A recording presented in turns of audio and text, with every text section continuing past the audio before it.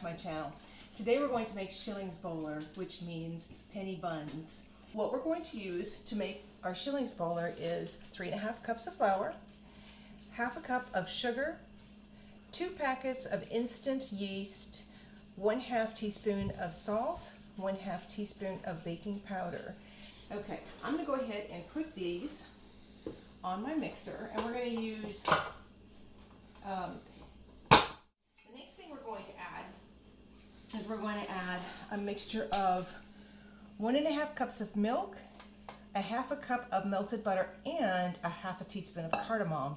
And it's all melted together. And the thing about this mixture is you have to be sure that it doesn't go above 98 degrees Fahrenheit. So you have to use a little candy thermometer when you do that. So you have to be careful it doesn't do that. You don't want this mixture to boil, so I would suggest you put it on low and just watch it, and then just keep your candy thermometer in it too. Just kind of mix that part together, and then I'm going to slowly add the milk mixture.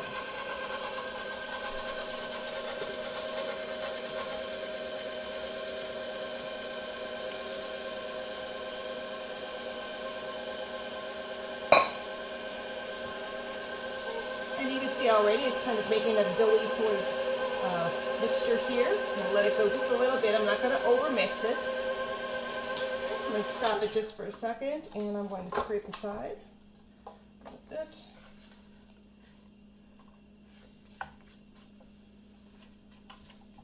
It's not going to have the same consistency as if you were making bread. It's a little bit lighter texture than that. So let's go ahead and just mix it just a little bit more. Again, I didn't want to overmix.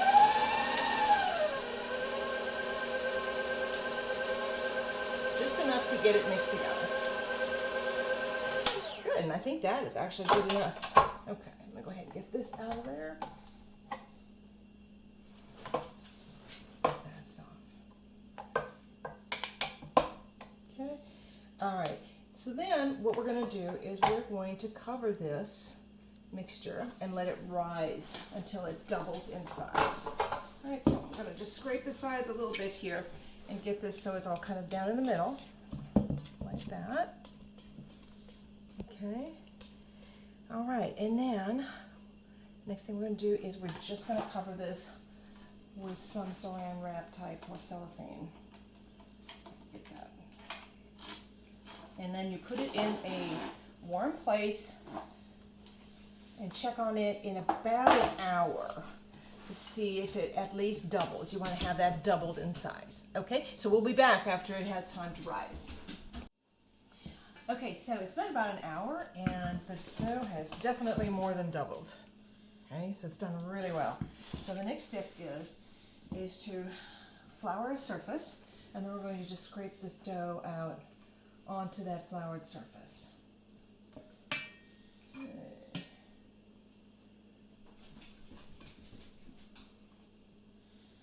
Good. Doing really well, actually. Okay. Set this over to the side. Okay, so I'm going to go ahead and flour my hands up good because this dough is a little bit on the sticky side, and so I want to make sure that I have the surface and your hands really floured up, because otherwise it's going to stick to that too. Okay. Also, if you like, you can use a rolling pin. This is not a serrated or a corrugated edge one. It's just a plain flat one, and it helps to get it kind of rolled out this way. You can use your hands too if you want. This kind of helps a bit, and you want to put it in a rectangle.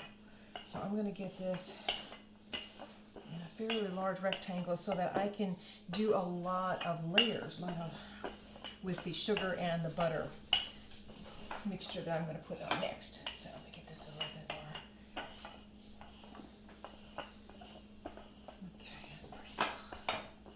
All right, that's about right. So I'm just going to use my hands to kind of spread it out just a little bit. Okay? All right, good. Next step is then you're going to take some butter, and you want to make sure it's softened enough. You can also use soft margarine if you'd rather use that too. This is just regular stick butter. Get some of that. Make sure it's good and soft because it'll spread a lot easier if you do it that way. Okay. You can be generous with it. I'm pretty generous with the way I put the And I want to get close to the edge with it if I can, because then you can get again more of the sugar mixture on there. I think I'm going to wind up using a whole stick of butter here just to get this part. That's okay. It's better that way. Okay, just a little bit more here in the middle.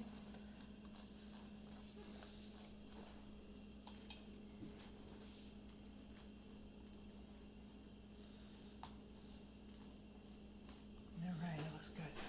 Okay. Again, you can be as generous as this butter mix. Well, it's not butter mix, just butter. You can be as generous as you like.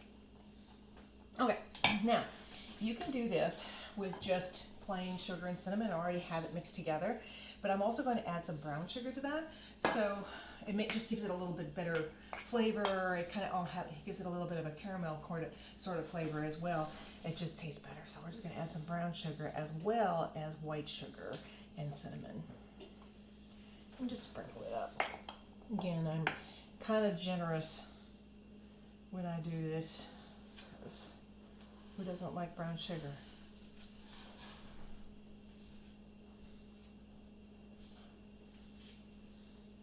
Yeah, a little bit more too.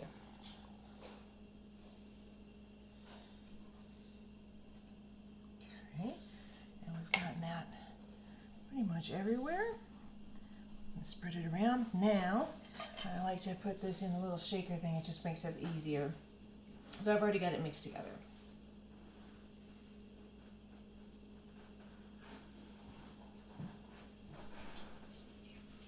Okay, all right, now, this is the tricky part. You're just gonna roll it towards you and try to make it as even across as you can. I'm just gonna do a little bit at a time like this. And then if you've got your surface floured really well, then you shouldn't have any problem sticking.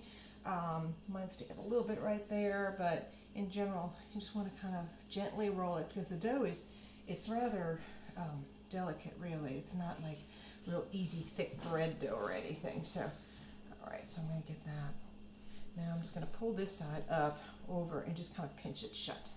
Okay, this is looking very good.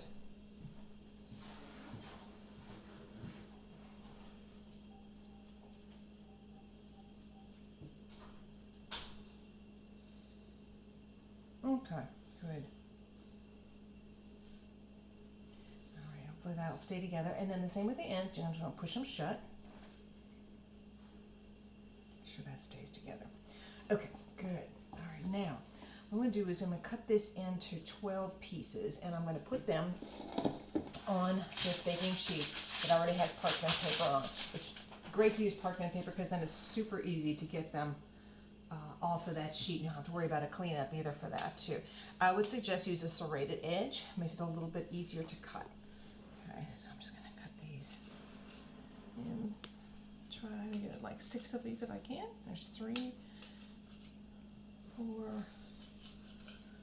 5, and 6. Okay, same thing over here. I guess you're looking at about a 1-inch cut here. And you can see it's kind of delicate, so you got to be kind of careful when you're cutting it. Make sure you have a good serrated edge knife when you're doing this. How many did I do that? 1, 2, 3, 4, 5. Well, that's okay. We'll make that a big one. That'll be all right. Okay, now I'm going to take this and just carefully lift them up, and then just put them over here and just flatten them just a little bit. Okay. I'm going to try to do like 3 across here.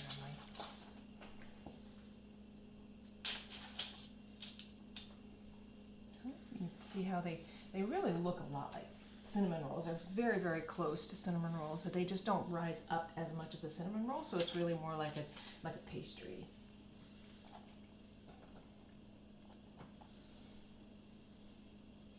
And I think instead of crowding these, I'm going to go ahead and get another pan and do that. So I'll be right back. I'll get another pan. So got another pan here just so I don't have to crowd them too much. These are looking really good. Now we're going to let these rise just a little bit longer. Okay, I'm going to cover them with the saran wrap again and let them rise just like another 30 minutes, and then we'll put them in the oven. So we'll be back in about 30.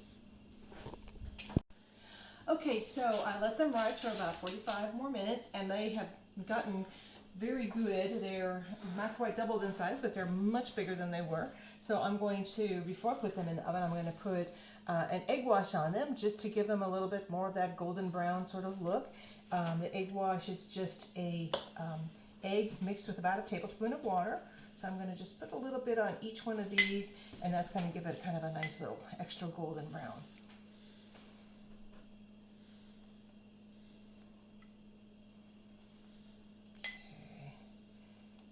When I put these in the oven, I'm just going to do one pan at a time. I don't want to layer them because I don't want to take a chance of one of them getting overdone, being underneath and closer to the bottom. So we'll do the bigger pan first, and we will be back. And the timer just went off. Ooh, it looks really good. All right. They came out perfectly. They have a nice brown coloring, and you can see the sugar kind of seeping out on the sides. It's really good. I'm going to go ahead and pull these off of this hot plate so they can cool just a little bit, and then we'll have to give one a try. Okay, so they've had time to cool, and now we need to try one of these. It's so good. So good. Well, I hope you enjoyed this video. And if you like the recipe, just go to my blog, NordicKnowHow.com, and don't forget to like and subscribe. We'll see you the next time. Hey, Lily.